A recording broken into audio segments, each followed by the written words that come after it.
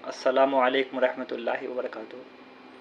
मेरे दोस्तों अज़ीज़ों, अल्लाह रब्बुल इज़्ज़त हम सबको कामयाब करना चाहते हैं और ये कामयाबी की दलील है कि अल्लाह ने हम सबको ईमान वाला बनाया, ईमान वाले घरों में पैदा फरमाया, उम्मत मुहम्मदिया में पैदा फरमाया। ये बड़ी सआदत की बात है, बहुत हमारी खुशनसीबी है हमारी कि अल्लाह ने ये करने अव्वल का हीरा हम सबको ईमान देकर भेजा। आज उम्मत के अंदर इतना बिगाड़ है, 10-10, 12-12 साल के बच्चे जल्दी जवान हो रहे हैं, शहवत पैदा हो जाती है। क्यों? क्योंकि माहौल में गफलत है। घरों पे माहौल ऐसा नहीं बना हुआ कि बच्चों को बताया जाए कि आपको करना क्या है। उन्हें कुरान हदीस की तालीम नहीं दी जाती और जो सिखाते हैं वो सिर्फ पढ़ना सिखाते हैं कि कुरान ऐसे पढ़ा जाता है, बस आगे का दिन उन्हें नहीं सिखाते। हालांकि बच्चे की पहला मदरसा जो है वो माँ की गोद है। बेटी को माँ सिखाए दीन और बेटे को बाप सिखाए, क्योंकि हया का भी एक ख़ास दखल है। अल्लाह के नबी ने फरमाया, हया ईमान की एक अहम शाख है, हदीस में आता है। इसलिए ऐसा ना हो कि वही मसाइल बाप समझा रहा है बेटी को, माँ समझाए। हाँ, अगर माँ को पता नहीं है तो पहले अपने शौहर से पता करे, फिर बेटी को माँ समझाए। आज girlfriend boyfriend live in relationship में रहना ये अच्छा समझा जा रहा है। दोस्तों में चर्चा होती है, इसकी 4 गर्लफ्रेंड है, इसकी 5 गर्लफ्रेंड है। अपने दोस्तों में शोहरत कर रहे हैं लोग। आज मैं वहाँ जा रहा हूँ डेट पे।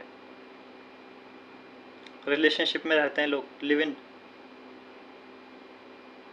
मेरे दोस्तों, जो पहले के लोग हुआ करते थे, जहालत की दौर की बता रहा हूँ, आज से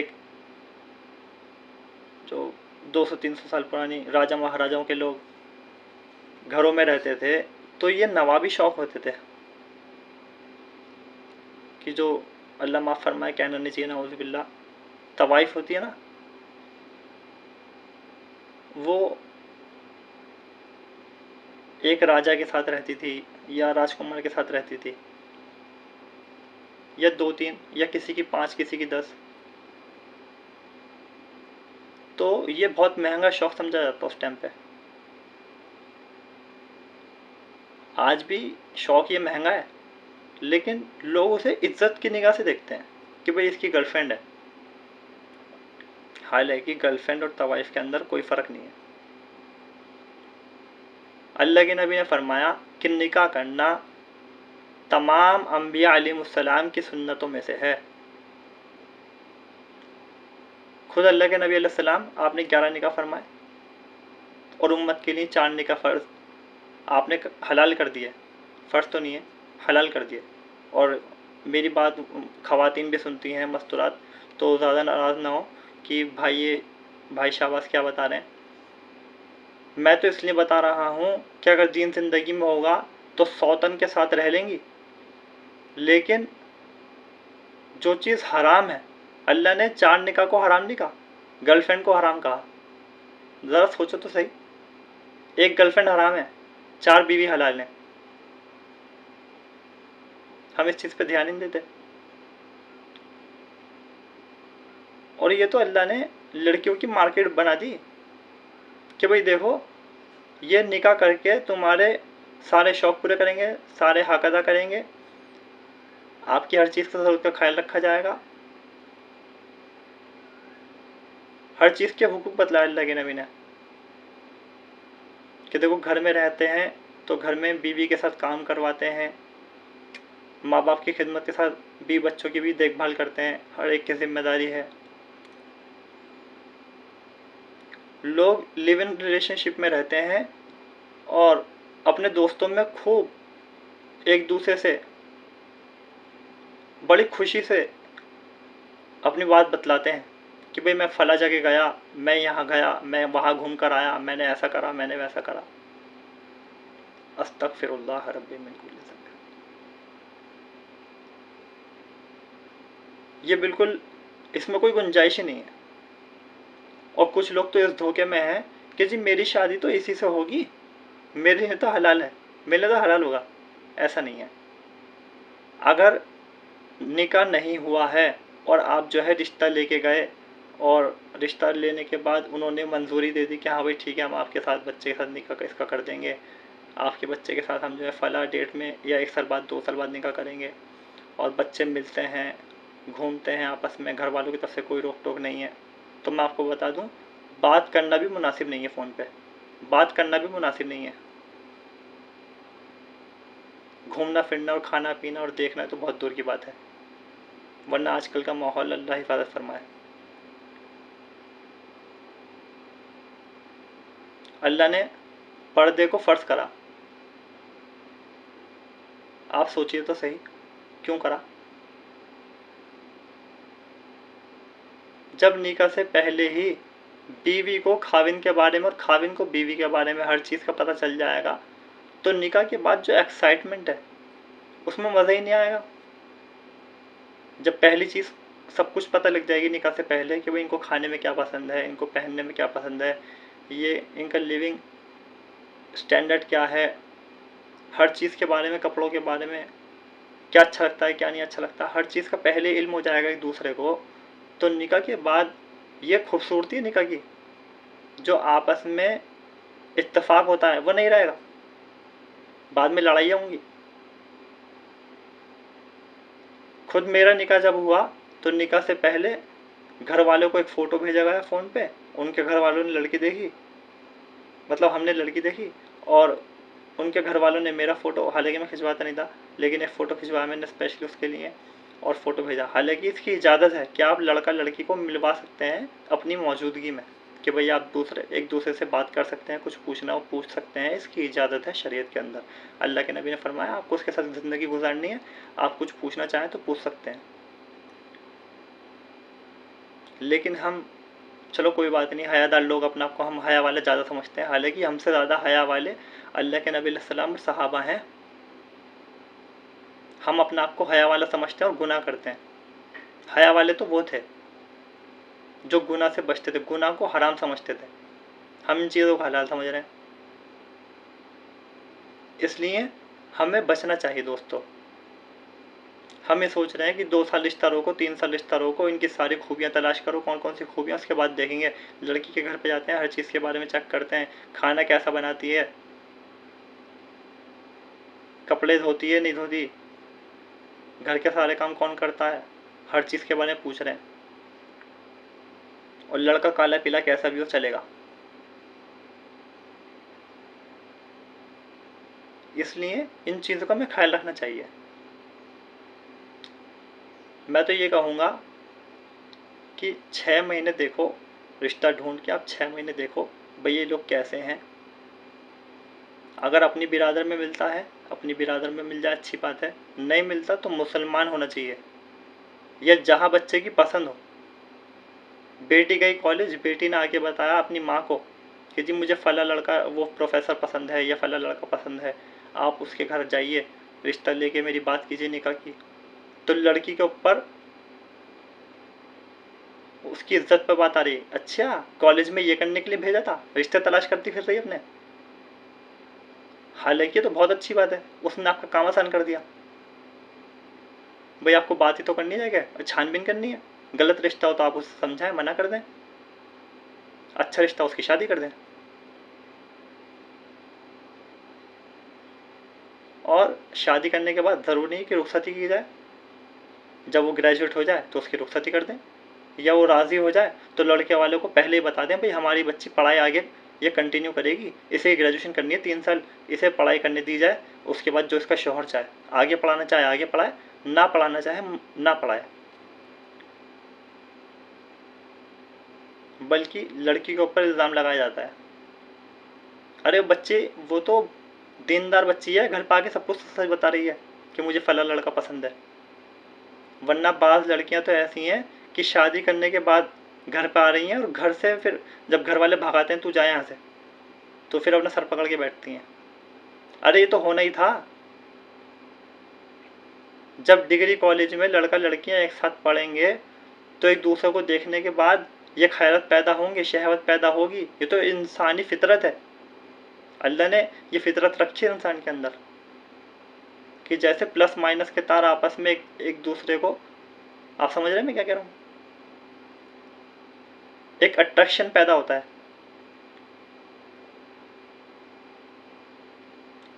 बच्ची हयादार होगी, दीनदार होगी तो ये बात करेगी,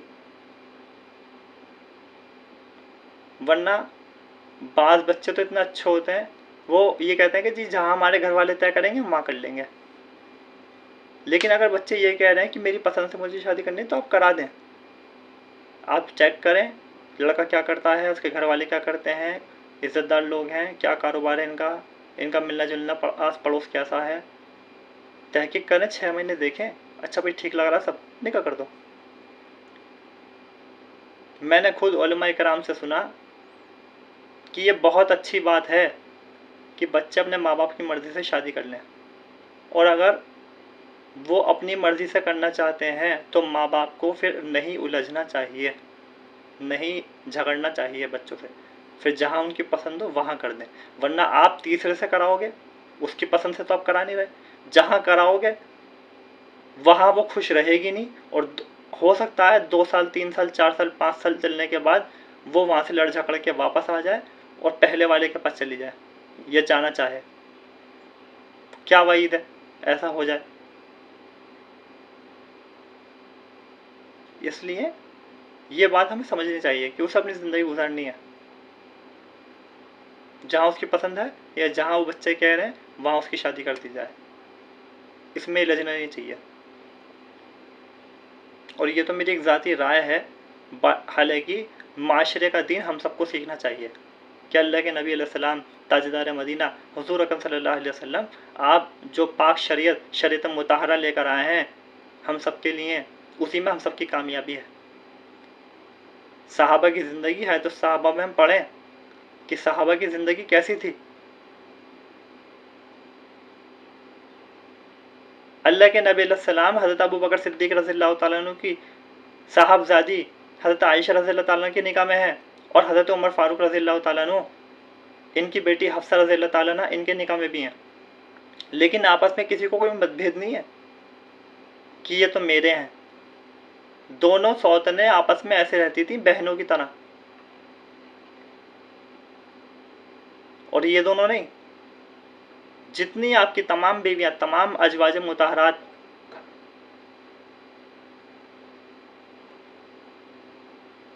ग्यारह की 11 बीवियां ऐसे रहती थी बहनों की तरह, कोई लड़ाई झगड़ा नहीं। तो ये दीन तो हमें सीखना चाहिए। एक मौके पे दोनों ये दोनों हज़रत आयशा रज़ियल्लाहु ताला और हफ्सा रज़ियल्लाहु ताला अन्हुमा ये दोनों साथ बैठी थी एक मौके पर। तो हज़रत आयशा ने फरमाया, आपस में बात करती हैं जैसे सहेलियां बन जाती हैं एक दूसरे की, तो हज़रत हफ्सा रज़ियल्लाहु ताला ने फरमाया कि मेरे अब्बा की नेकियां इतनी हैं जितना ये आसमान के सितारे। आप सोचे तो सही हज़रत आयशा के दिल पे क्या गुजरी होगी कि अल्लाह के नबी ने ये बात कही, कि अल्लाह के नबी ने फरमाया हज़रत हफ्सा रज़ियल्लाहु ताला अन्हा से कि तुम्हारे बाप हज़रत उमर रज़ियल्लाहु ताला अन्हु की नेकियां इतनी हैं जितना आसमान के सितारे। तो वो इस खूबी को बयान कर रही हैं अपनी सौतन से ताकि वो किलस जाए, मतलब किलसाना मकसद नहीं है, लेकिन सौतनों का रिश्ता एक ऐसा होता है कि वो आपस में एक दूसरे से ऐसी बातें शेयर करती हैं। तो हज़रत आयशा रज़ियल्लाहु ताला अन्हा अल्लाह के नबी के पास गईं और यूँ कहा, या नबी अल्लाह, हफ्सा ये कह रही हैं कि आपने उनसे ऐसा कहा कि उनके वालिद की नेकियां इतनी हैं जैसा आसमान के सितारे। तो अल्लाह के नबी अलैहिस्सलाम ने फरमाया, हज़रत अबू बकर सिद्दीक़ रज़ियल्लाहु ताला अन्हु इनकी नेकियां इतनी हैं कि आप इसका अंदाज़ा नहीं कर सकती।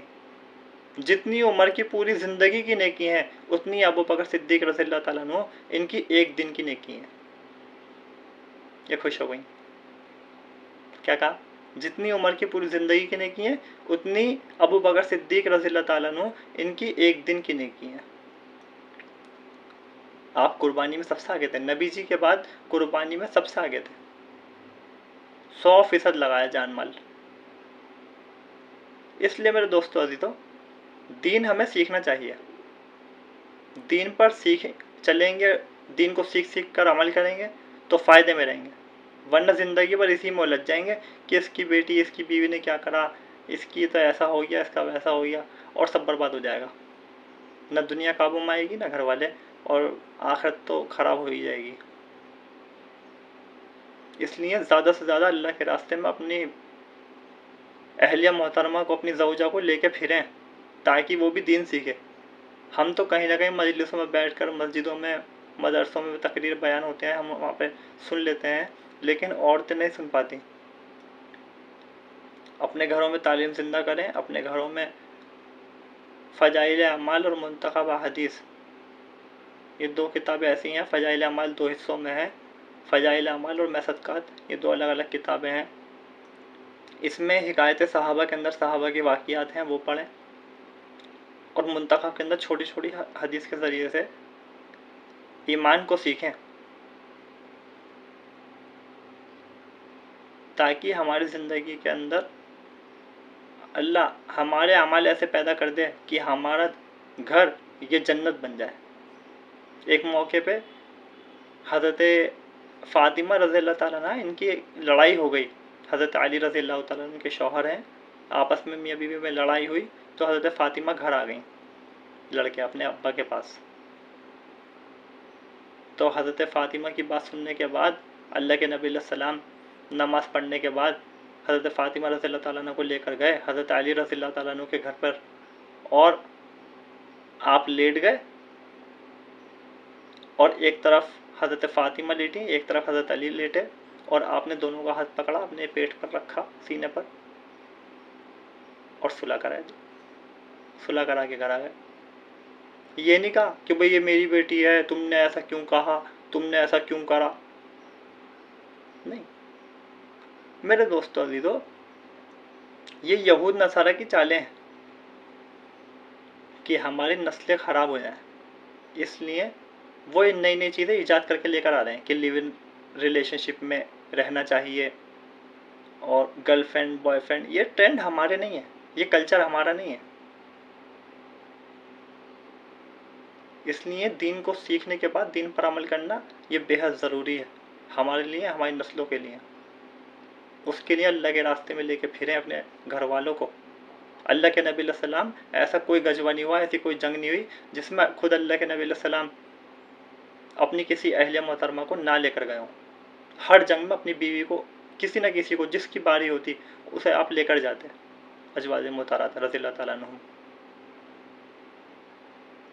इसलिए कोशिश कर अपने घर वालों को दीन सिखाएं। खुद एक हदीस में आता है, अल्लाह के नबी ने फरमाया, आपने फरमाया, बचाओ अपने आप को, अपने अहलो अयाल को उस आग से जिसका ईंधन इंसान और पत्थर है। अपने आप को भी बचाना है, अपने घर वालों को भी बचाना है। कौन सी आग से? जहन्नम की आग से, जिसका ईंधन इंसान और पत्थर है। इसलिए मेरे दोस्तों अजीज़ों, दुनिया जो है ये असबाब इख्तियार करने की जगह है। हम सब मेहनत के मुकल्लफ हैं, हम सब जो है असबाब हमें इख्तियार करना ज़रूरी है, ये सुन्नत है। असबाब इख्तियार करें और दीन सीखें और अपने ईमान में तरक्की पैदा करें। कामिल दीन हम सब की ज़िंदगी में आ जाए हकीकत के साथ, अल्लाह हम सब के लिए आसान फरमा दे। ये बहुत ज़रूरी है और उसके लिए मेहनत है, और ये पूरी ज़िंदगी की मेहनत है। जोहद मुसलसल है दीन का काम। ज़रूरी नहीं कि इबादत में ही रहें 24 घंटे, ऐसा तो कर नहीं सकता इंसान। तो बाकी जितने काम करेगा अपनी दुनिया के, ये भी अगर नबी के तरीके पर करके जाएगा तो ये भी इसकी इबादत में लिखा जाएगा। तो वो मुजाहिदा क्या है? वो मुजाहिदा ये है कि अपने घर वालों को दीनदार बनाना, उनको साथ लेकर चलना अपने हर काम में, उनसे मोहब्बत से पेश आना। अल्लाह के नबी सलाम जब आप नमाज में सजदे की हालत में होते थे, हज़रत हसन रज़ियल्लाहु ताला अन्हु, हुसैन रज़ियल्लाहु ताला अन्हु, ये छोटे छोटे थे, तो आपके सजदे में आपकी कमर के ऊपर चढ़ के बैठ जाते थे। तो एक सहाबी आए उन्हें हटाने के लिए, तो अल्लाह के नबी ने हाथ से इशारा फरमाया, रहने दो, आप नफिल नमाज में होंगे। तो मैं कहना ये चाहता हूँ कि हम बच्चों को डरा के रखते हैं घर के अंदर, हालांकि बच्चों को खुश रखना चाहिए और यही दीन है। हम इतना डरा के रखते हैं, बच्चे हमसे अपनी बातें शेयर ही नहीं कर पाते। बाहर संगीन रहते थे अल्लाह के नबी, गमगीन रहते थे, फिक्रमंद रहते थे, सीरियस रहते थे। घर में हंसते थे और घर वालों को भी हंसाते थे, मतलब खुश रखते थे। हंसाने का मकसद मेरा ये है कि खुश रखते थे, ये नहीं कि हंसाते थे। खिलखिला के नहीं हंसते थे अल्लाह के नबी, सिर्फ मुस्कुराते थे। मुस्कुराना सुन्नत है, खिल के हंसना सुन्नत नहीं है। इसलिए मेरे दोस्तों अजीजों, हर चीज़ का दीन सीखना ज़रूरी है। अगर किसी को अपने किसी मसाइल के बारे में कोई इत्तला करनी है और किसी से उलमा इकराम से राब्ता कायम नहीं है, या नहीं पूछ सकते, या पूछने में शर्म आती है, हया आती है, तो आप मुझे वीडियो में कमेंट कर सकते हैं। आपको इंशाअल्लाह वक्त के जो अच्छे मुफ्ती हैं, अच्छे से मुराद जो हमारे मोतबर हैं, अच्छे सारे होते हैं, मैं आपको मोतबर कहना चाहता हूँ कि जो मोतबर हैं हमारे मसलक के, मसलक जो होते हैं वो 4 मसलक होते हैं। मैं आपको बता दूं, इमाम अबू हनीफ़ा की इत्तबा करते हैं हम लोग। तो जो लोग इमाम अबू हनीफ़ा की इत्तबा करते हैं वो मुझसे मसाइल मालूम कर सकते हैं। इमाम अबू हनीफ़ा, इमाम हम्बल, इमाम शाफ़ी और इमाम मालिक, ये 4 इमाम बड़े इमाम हैं। चारों में से एक की इत्तबा करनी है, किसी की भी कर लो आप। ऐसा नहीं कि पहले इनकी कर ली, फिर उनका कुछ तरीका अच्छा लगा फिर उनकी इत्तबा कर ली, नहीं, ये दीन नहीं है। किसी की भी इत्तबा करो, एक इमाम की इत्तबा करो पूरी लाइफ, पूरी ज़िंदगी। समझ में आ रही है बात? अगर किसी को कोई बात पूछनी है, हया महसूस करता है, शर्म महसूस करता है, कोई लड़की कोई लड़का घर वालों से पूछने में, तो आप कमेंट कर सकते हैं और आपको जवाब दिया जाएगा इस बात का। क्योंकि मेरे पास इतनी कारगुजारियाँ आती हैं, ख़ास तौर से निकाह के मुताल्लिक बेशुमार कारगुजारियाँ। और ये कोई बयान नहीं है, ये आप लोगों से मुज़ाकरा है। ज़्यादा से ज़्यादा लोगों से बात हो, उनसे एक रिलेशन ऐसा बन जाए कि वो अपने दिल की बात शेयर करने वाले बन जाएं।